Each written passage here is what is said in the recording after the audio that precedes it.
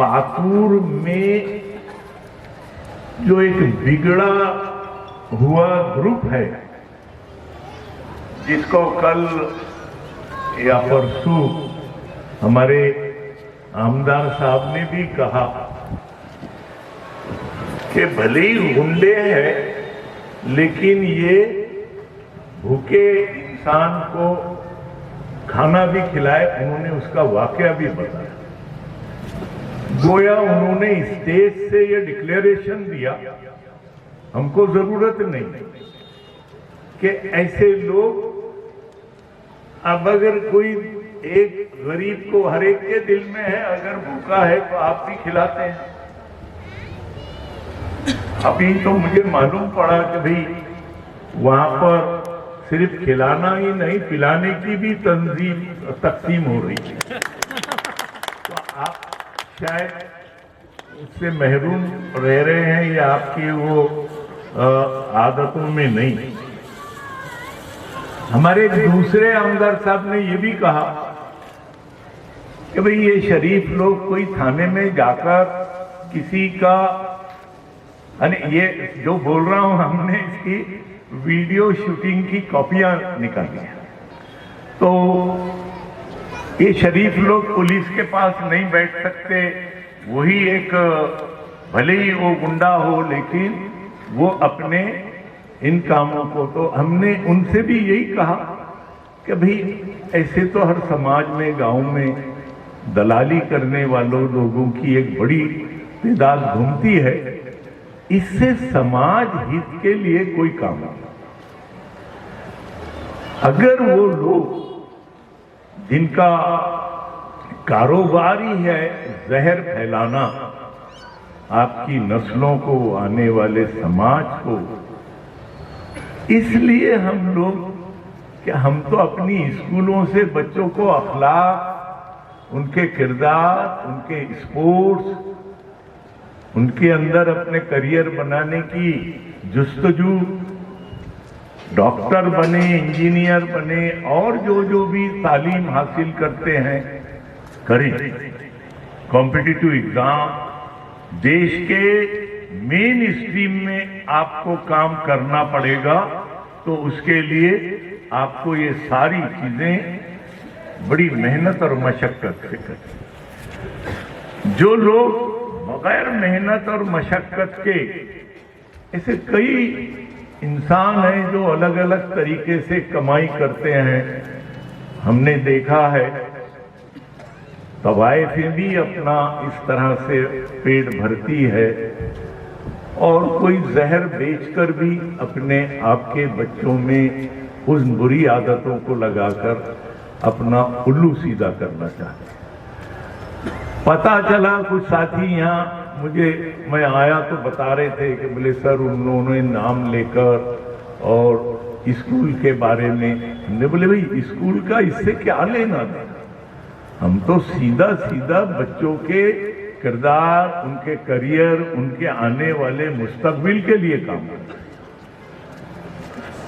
हैं। जरूर हमारी, अगर कोई कहीं तालीम हासिल किया होगा उन लोगों ने, तो वो शायद हमारी स्कूलों के जो बैक बेंचेस या डी क्लास के स्टूडेंट, वो किसी काम के नहीं रहते इस मुकाबले की दुनिया में, तो वो इस तरह के मैदानों में चले जाते हैं और उनको ऐसा लगता है कि भाई हम, देखिए विकास के काम इनके मंशूर में भी है।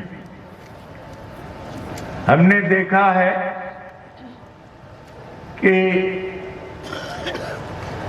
यूटिलिटी यानी सब लोगों के पानी के टैंक अगर हो जाते, पानी का एक बड़ा प्लांट लग जाता, वो बेहतर होता, बजाय पहाड़ों पर ऐसे रोड बनाकर करोड़ों रुपए उसमें लगाना और उसमें वो काउंटेबल नहीं होता, वो कितना निकलता है उसमें, ये आपको भी पता है।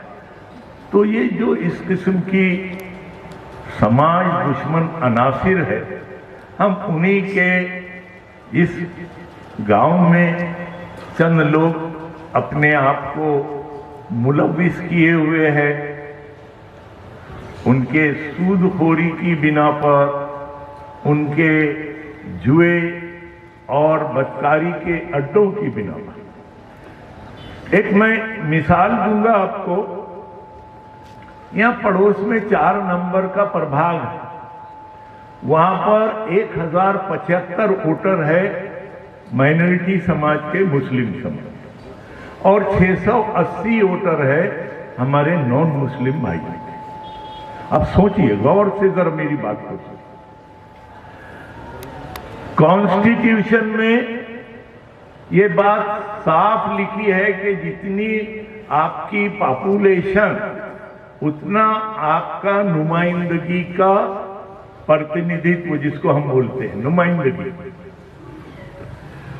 हमारे पातूर में लगभग 600 या 650 पॉपुलेशन है एससी समाज की।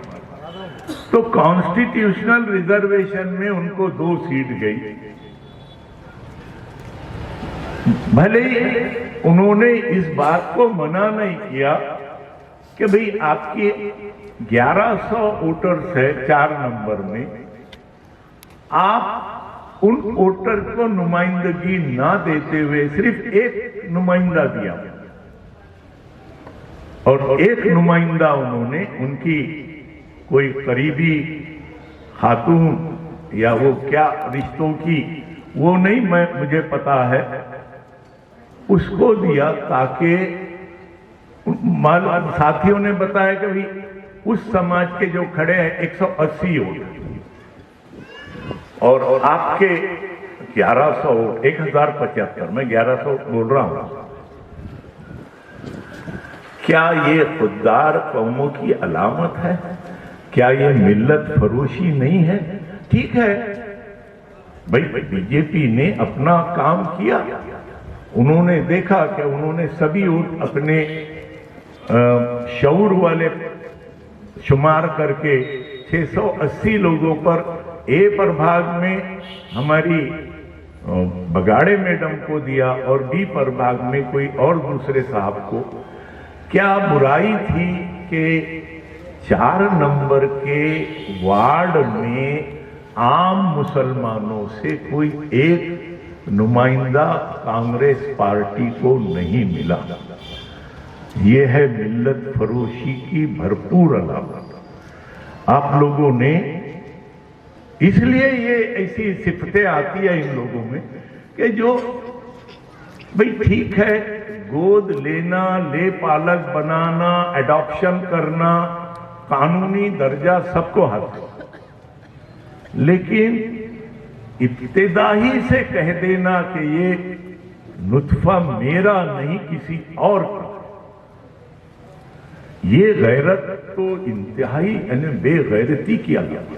आप सोच भी नहीं सकेंगे। मैं तो समझता हूं आप में से किसी को ऐसा बोले कि भाई ये आपका बच्चा किसी और का है तो आप लड़ भिड़ जाए, लेकिन अगर आप खुद अपने मुंह से कहें कि ये किसी और का, तो ये वो चीजें हैं जो इस किस्म के लोगों को बेनकाब करती है। हमने कल डॉक्टर साहब ने, कल ही हुआ देवड़ी मैदान में, शायद डॉक्टर साहब, एक और देवड़ी मैदान के एक साहब है, उनके बोले डॉक्टर साहब बोले मैंने 3 डिलीवरी मेरे यहां किया, लेकिन उन्होंने एक डिलीवरी में अपना नाम ना लिखते हुए अपने किसी और रिलेटिव का। क्या हो रहा है? आप ऐसे लोगों पर एतमाद करोगे जो अपनी औलाद को अपनी औलाद ना कहे? अदालतों में जब मामले जाते हैं तो वो शख्स कहता है कि ये मेरा बच्चा नहीं, तो अदालत फैसला देती है, ठीक है ये बोल रहे इनका है और आप बोल रहे नहीं है, चलिए डीएनए टेस्ट करें। ऐसा हो सकता है। हम गए, हमने एसडीओ के सामने रखा, वो कहने लगे सर मेरे पास डीएनए चेक करने की कोई इस वक्त मशीन नहीं है कि मैं डिसीजन दे सकूं। हमने बोले आप वैसा ऑर्डर कर दें, हम अदालत में जाकर, हाई कोर्ट में जाकर वो काम करें। तो इन लोगों ने मुझसे कहा, अब चूंकि मैं अदालतों का आदमी हूं, मेरे अगर आप गूगल पर उस पर जाकर देखें मुंबई हाई कोर्ट की साइट पर लगभग कोई 200 पिटीशन है मेरी अलग अलग हेड्स की। डॉक्टर साहब, कोई लैंड की है, कोई गवर्नमेंट परमिट, ये भी एक जाति। लेकिन उन्होंने कहा जो शख्स अपनी खुद मौत मरने वाला, उसको आप इतना अदालती मामलों में ले जाकर उसको फेम क्यों करना चाहते हैं? हमने बोले ठीक है, हम इसको रोकते हैं। तो ये मैंने 2 मिसालें, 2 सबूत आपके सामने दिए। वो कह रहे कि भाई इनको स्कूलें आती नहीं है चला के, नगर परिषद की स्कूलें खत्म हो गई। ये हमारे से नहीं है। दुनिया में, हिंदुस्तान में ये रुझान आम है कि सरकारी स्कूलों से पेरेंट्स अपने बच्चे दूर हो रहे हैं और अब प्राइवेट स्कूलों से भी दूर है। अब तो वो कॉन्वेंट के कल्चर में आए, तो उनको ये कॉन्वेंट कल्चर या अपॉइंटमेंट के प्रोसीजर ये पता नहीं है। उन्होंने नाम लेकर कहा कि भाई इसका अप्रूवल, अरे उनको पता है कि हमारी कितनी पिटीशनें अदालतों में है, कितने लोगों की है। और आज हमारा लगभग 5 टीचर्स की ऑनलाइन स्कैनिंग हो गई। अब वो कल परसों या 1 हफ्ते में उनके ऑर्डर्स आएंगे, हम वो बताएंगे जिनके वो नाम ले रहे हैं। हाँ, उनको ये आ सकता है कि भाई मिक्सिंग कैसी की जाती है घासलेट और डीजल की, या शराब कैसी बनाई जाती है। पीछे में उन लोगों ने मुझसे कहा, अकोला में मैं एक संगठन का उपाध्यक्ष हूं, तो बहरहाल मैं यही कहूंगा, जिन लोगों ने हुरूफ या अल्फाज या अंग्रेजी, अब ये एक्ट जो चलेगा आपका नगर परिषद में 1965 का महाराष्ट्र म्युनिसिपल एक्ट, उस एक्ट के मुताबिक यहाँ जितने बैठे हुए लोग हैं वो मराठी भी जान लेते, इंग्लिश भी जान लेते, और हमको तो एक्ट और रूल्स की मालूमात है। अब सच बताओ, अगर कोई ऐसा मसला आया तो ये जो एकदम उज्जड़ गंवार और जिनके आमदारों ने कहा कि भाई ये तो भले ही गुंडे हैं लेकिन काम करते हैं, तो क्या काम कर देने से वो गुंडापन निकल जाता है? कुरान में ये बात को वाजे किया गया कि इज़ा खतबाहुम जाहिलून कालू सलामा, सूरह फुरकान आयत 63। जिस किसी के भी मोबाइल में होगा उसने ये लिख लेना। जाहिलों से सिर्फ ऐसा सामना हो जाए तो उसको निकल जाए। एक और बात हुई थी कि हमारी रैली मुजावरपुरे पर जब थी, चंद गुंडे किस्म के लोग खड़े हो गए ऑटो लगाकर और रिक्शे लगाकर, और इलेक्शन कमीशन की एक टीम होती है जो कांटेक्ट बेसिस पर काम करती है कि जो भी ऐसे हैं लोग हैं उनके फोटो लेकर रखें। हमने मांगा उनसे ये फुटेज, तो वो कहने लगे कि भाई पुलिस ने ऐसा कुछ नहीं लिया। अब चूंकि पुलिस का उनके घर आना जाना, सोना पीना जो भी होगा, उससे हमको कोई सरोकार नहीं। हम तो इलेक्शन कमीशन की वेबसाइट को ही इसमें बिल्कुल हमारी कंप्लेन और हमारी सारी चीजें। तो बहरहाल मैं तो आया था कि भाई मैं इनके मंशूर में पानी का हमारा एक प्रोजेक्ट है, हमारा हॉस्पिटल का प्रोजेक्ट है, ये आपको दिया जा रहा है मंशूर, उर्दू में भी है, हिंदी में भी है। और इस जो अघाड़ी है या मंच है, इसमें MIM इसके नौजवान जो कि एक मिल्लत का दर्द रखने वाले, आप उनसे भी इस तरह की उम्मीदें करें। हमारे बाड़ा साहेब की वंचित बहुजन अघाड़ी मुझे याद पड़ता है मैं 1986 में यहाँ प्रचार के लिए, बाड़ा साहब के प्रचार के लिए मैं और एडवोकेट पाटिल हम आते थे, बाड़ा साहब भी रहते थे।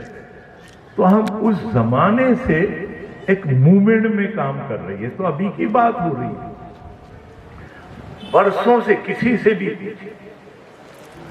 तो बहरहाल चूंकि पाबंदी है 10 बजे तक की और हमारे मुंतजिमीन ने इसका कोई कैलकुलेशन नहीं कर पाए अनाउंसमेंट का और इस बात का, बहरहाल कल हमारा एक बड़ा 8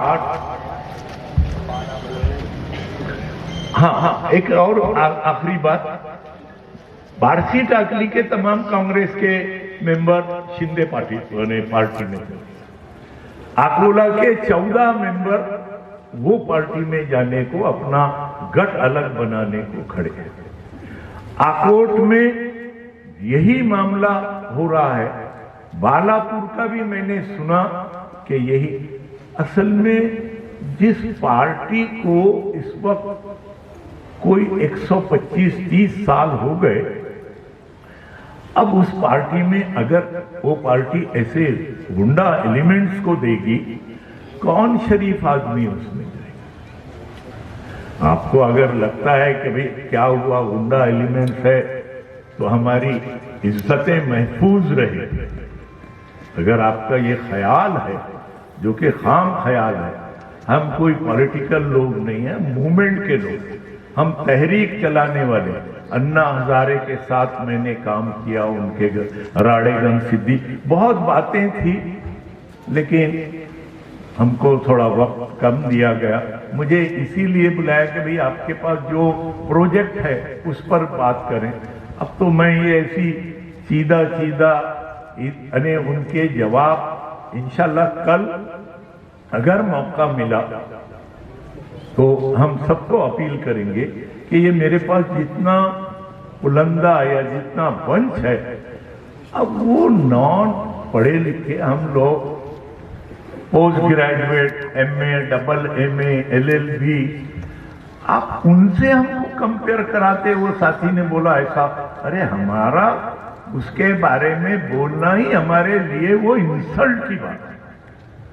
आप क्योंकि इस तरह के ख्यालात से रखते कि अब लग जाए, भिड़ जाए, ये चीजें हम अमन पसंद लोग ऐसा नहीं करें। बहरहाल कल अगर आप सुनना चाहें और इंशाल्लाह आप आइए, उन तमाम तफसीलात को मैं बयान करूंगा। बहुत बहुत शुक्रिया। 4 मिनट बाकी है।